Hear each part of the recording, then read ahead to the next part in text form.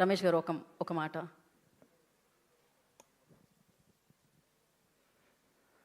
అందరికీ నమస్కారం. బిచ్చగాళ్ళలో ఒక తల్లి కోసం కొడుకు ఎంత కష్టపడ్డాడు, తల్లి ప్రేమ కోసం కొడుకు ఎంతవరకు సాక్రిఫైస్ చేస్తాననేది చూపించారు. ఈ 100 దేవుళ్ళలో 2 పక్కల చూపించారు.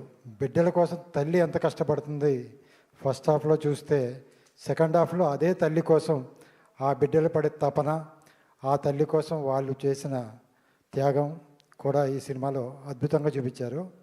శశి గారు బిచ్చగాడులో ఎంత అద్భుతంగా చేశారో ఈ సినిమా కూడా అంతే అద్భుతంగా ఉంది. సాంగ్స్ కానీ అలాగే ఆ కెమెరా అద్భుతంగా ఉంది. ఎందుకంటే ఆ విజువల్స్ కానీ చాలా బాగున్నాయి. సెంటిమెంట్ కానీ అది కూడా మనకి చాలా బాగా వర్కౌట్ అవుతుంది ఈ సినిమాలో. మన విలేజెస్ మనకి గోదావరి జిల్లాలో ఎలా అయితే ఉంటుందో అంతే అద్భుతంగా ఉంది ఈ సినిమా. చాలా బాగుంది. ఈ సినిమా పెద్ద సక్సెస్ అవ్వాలని మనస్ఫూర్తిగా కోరుకున్నాను. అలాగే విజయవంతంగా సినిమాలు అన్నీ కూడా కంటెంట్ ఓరియంటెడ్గానే ఉంటాయి.